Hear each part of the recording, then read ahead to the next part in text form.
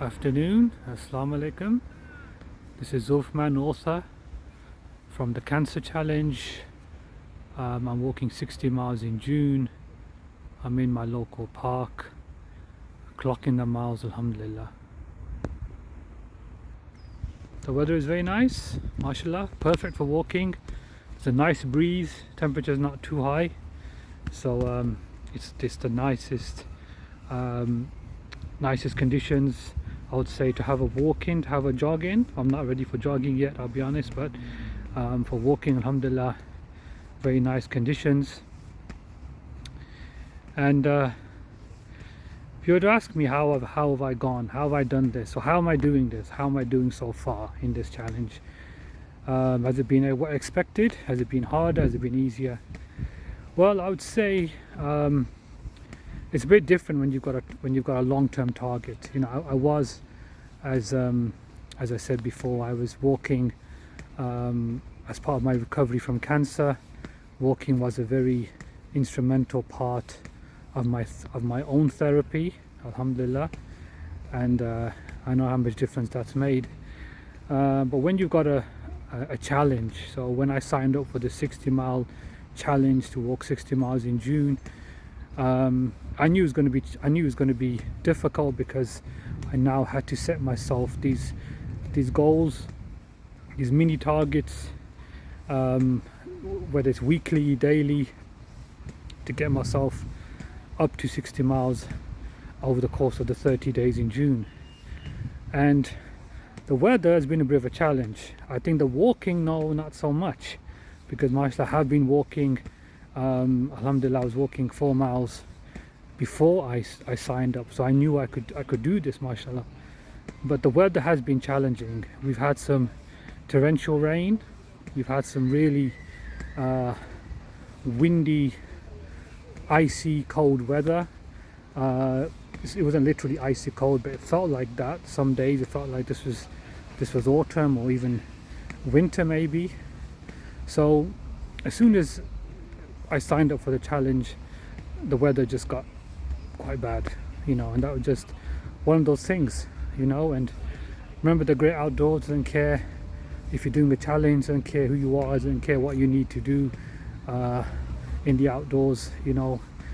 Weather is what it is, so you've got to get used to that. And any challenge that you take on in life, you've got to get used to the fact that conditions will not always be favorable.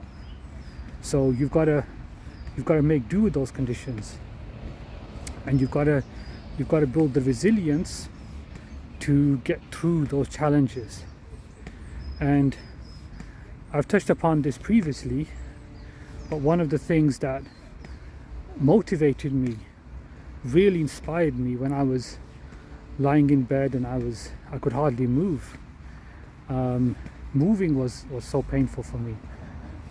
So one of the things that really inspired me was watching the videos of mountaineers, people who are trying to summit the highest mountains in the world. Alhamdulillah, Everest, K2, Annapurna, the most challenging mountains in the world.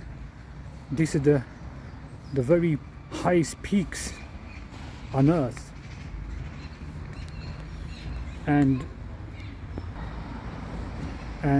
these people, these very special people, and I have so much respect for them, so much admiration for these the mountaineers who prepare themselves, who leave their families, leave their homes, and prepare their bodies, prepare physically, mentally, to summit these mountains. And I used to watch so many videos. Literally, I'd be lying in bed, I was on YouTube, as I've said before, and I would be watching these videos of these mountaineers.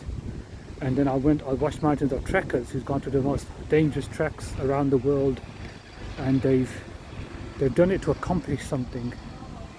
And this is one of the things that inspired me. I was looking at these people thinking, you know, these people are scaling the heights, 8,000 meter plus mountains, and they're not scared. You know, they're human beings like us, and yet they've, alhamdulillah, trained themselves.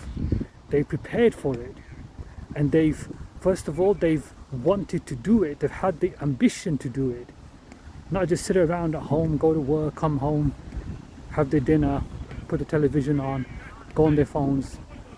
They want to do more than that in life. And this was like an eye-opener for me. It was so inspirational. And I follow some of these people, some of these adventurers. I follow them now on YouTube and Instagram.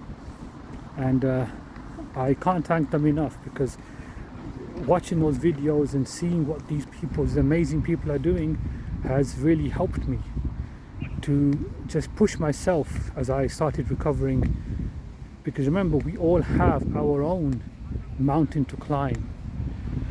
You know, it's not the physical Everest, it's not the physical K2, but we all have our own, you could say, metaphoric mountain that we're all climbing. And we have to always remember that it's going to be tough. It's going to have days when there will be good, and days when it will be really difficult. But you've got to keep going, alhamdulillah. And this is one of the things that I've learned, you know, in terms of my own recovery, pushing myself, and also just from other people. And like I said, from these amazing trekkers and adventurers and mountaineers, I've learned, alhamdulillah. So it's a blessing. Every day is a blessing. But keep pushing yourself. Keep pushing for better.